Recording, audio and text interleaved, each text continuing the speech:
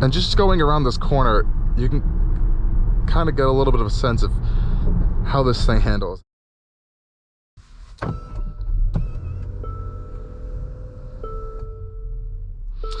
Okay, everyone, welcome to the interior of this 2024 Infiniti QX60 Autograph. We have a really nice upgraded interior here that is exclusive to the Autograph trim. Check out these custom seats that you can only get on this particular model, as well as the stitched leather on the dash, open pore wood. Build quality in here is actually generally pretty nice. We have this haptic touch panel over here, a little bit of a funky shifter design, but otherwise it's a pretty nice space actually to be in. And if you didn't check out the full tour and review, I'm going to take you guys on a quick tour of the exterior, but definitely go check that out, that video out, and we're gonna go take this thing on a drive. Hop outside of the Infiniti real quick, and like I said, this is fully loaded, essentially $70,000 Infiniti. We have this grand blue paint color out here. I think it looks quite stately, decently nice as well.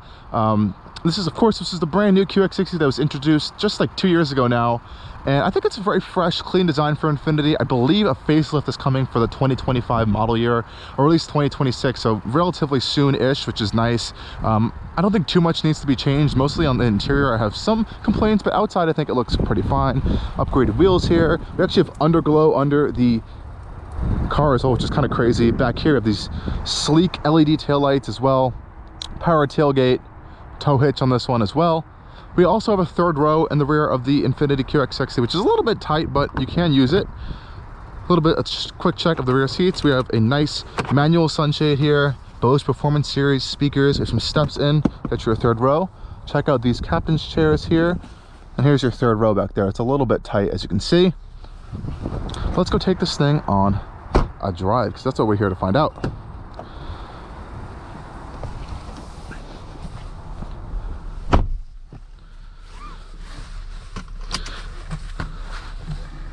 Okay, everyone, and putting the Infiniti QX60 into drive is pretty simple. You literally just pull this little lever back and you're in drive. You also can put it into reverse, and that will bring up your surround view monitor, which I honestly wish the camera views were a little bit better. They're not super high quality. As you can see, we're reversing now. We do have parking sensors and trajectory, so I'm going to just back up a little bit here, see if they activate towards this curb. Maybe not. It'll let me go over that curb, but they will activate if there's something kind of bigger in that area. No kind of automatic parking assist or any kind of function like that, but that's your surround view monitor, and you can access it at low speeds by pressing the camera button here. You kind of see like a curb view and a rear view as well. Nothing too crazy there. And this is the QX60. So as we know, under the hood, we have a 3.5 liter V6 making around a 290-ish horsepower. It's not a new engine. It's been around for a while, but what is new here is the gearbox. We have a ZF 9-speed automatic gearbox replacing the CVT, which is a wholesome and very welcome upgrade from Infiniti. I very much appreciate them for doing that, and I think it really does transform the driving experience into just making it feel like a normal car for once, because the CVT in the older QX60 just wasn't the most inspiring or also reliable thing. So I want to take you guys on the highway first to kind of give you a good impressions of how the QX60 is here. Got a quick acceleration here.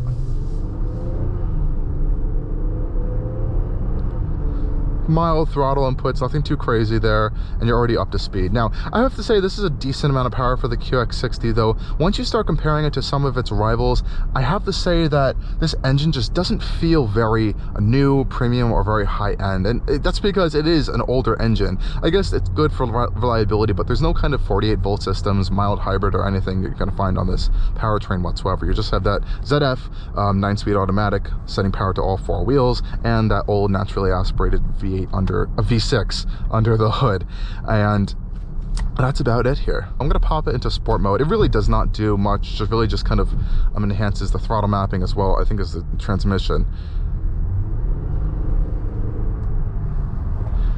And just going around this corner, you can kind of get a little bit of a sense of how this thing handles, and it's just, if you're looking for something that's a handling SUV that can still haul people around, you're not going to be looking at an Infiniti QX60. It is soft, wobbly, just tuned for comfort, And I'm not saying that's a bad thing, it's just a preference. I like sportier handling vehicles. This is not that. It's just a comfortable family SUV, and I think that's where it excels at the most. If you're going to be wanting something that's sportier, you're going to want to go with some of the main competitors, such as an Acura MDX Type S, or even a Mazda CX-90 now in the higher end trims of its turbocharged inline 6 is a fantastic offering. And if you want to step up a little bit more, I guess maybe a Lincoln Aviator with a dynamic handling package could get you a little bit more stuff in your chassis, but even that is on the softer end of things. It's definitely on the softer end of things. It's kind of focused on gliding and comfort.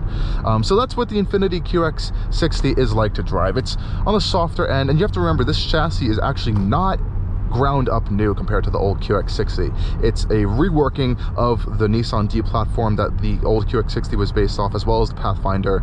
They do share a platform, and pretty much they're mechanically identical. And they did add new structural components. There's new high-strength steel, reworked bits, but it's essentially the core of the same platform as before.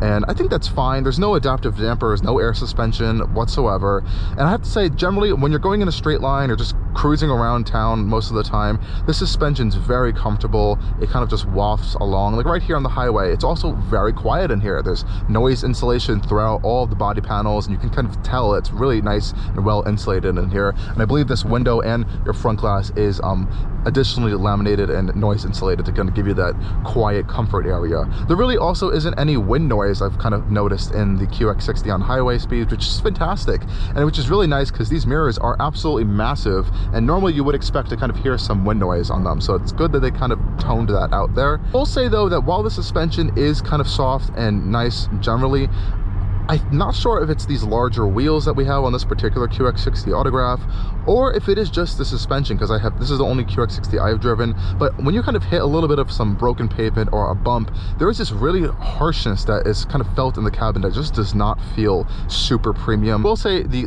layout of a lot of the settings in the Infiniti are very interesting. They put a lot of stuff jam-packed in this display here, like your light controls. You can see in the settings button here, vehicle dynamics controls, all of the driver assistance settings are in here. You can also customize some of the little displays in here. So it's really interesting of how they have that laid out. A lot of this screen is kind of focused on some of the comfort things, but a lot of it's also here. So there's a lot of stuff all over the place. I wish it was a little bit more centralized. Paddle shifters here. Oh, a lot of body roll.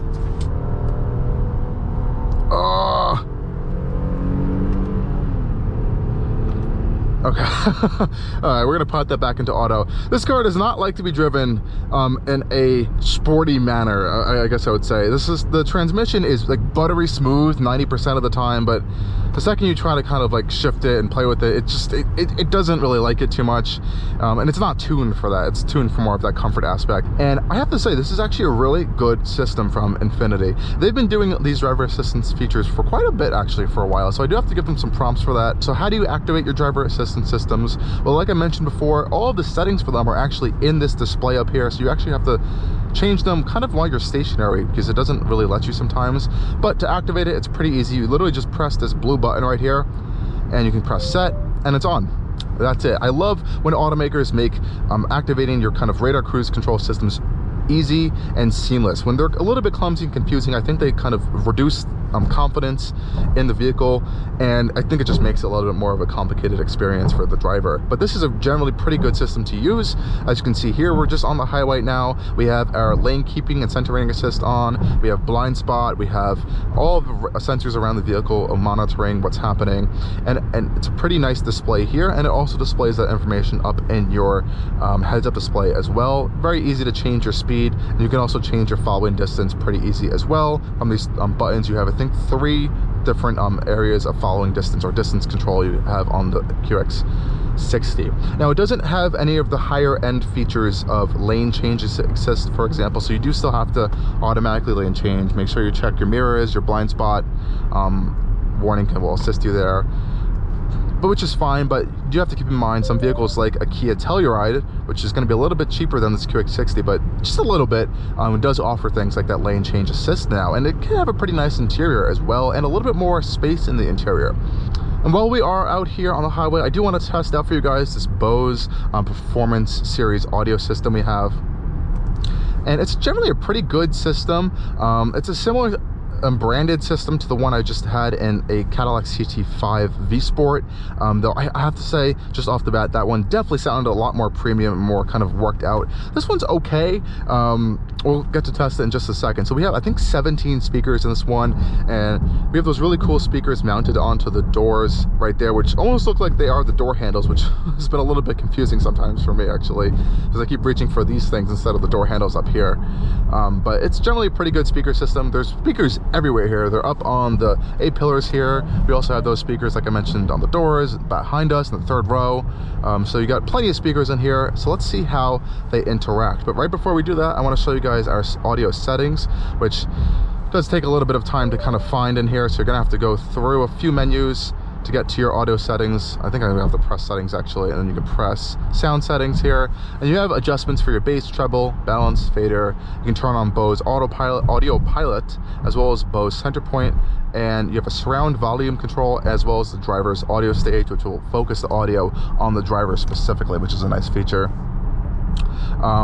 So you have a lot of nice technology on here in terms of the speakers settings, though nothing too crazy. There's no kind of like different concert hall themes you can kind of choose through on some of the higher end systems. But I'm going to play this audio for you guys so we can get a little bit of a taste of what it's happening. I do like when I press the audio button, it takes me right into Apple CarPlay, so I know I'm using it.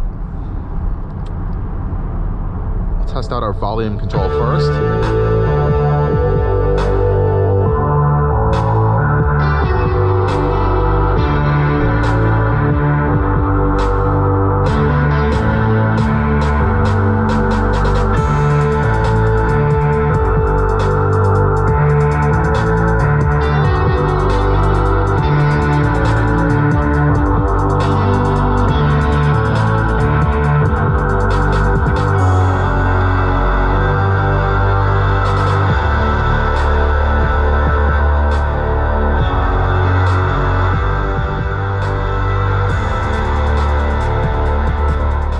As you can hear, it does get very loud, and on some audio tracks that I've heard, some voices that I've heard on some sounds get a little bit muffled sometimes on the higher end of the audio, and everything kind of just starts to wash together just a little bit. So those separation between like the bass and the treble and those voices get a little bit kind of blended together on the higher end, but I've heard on some audio tracks.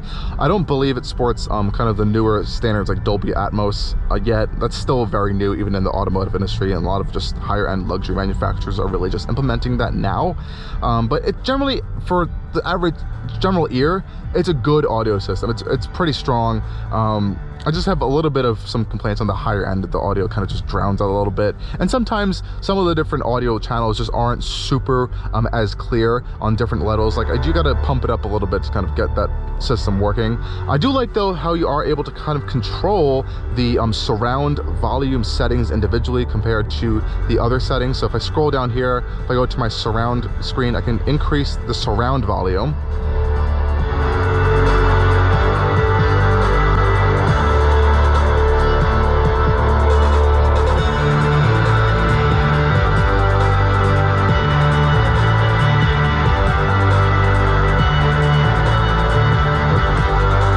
So you can kind of get a little bit of hint like that, and you can also turn on and deactivate the Bose audio pilot, as well as the Bose center point.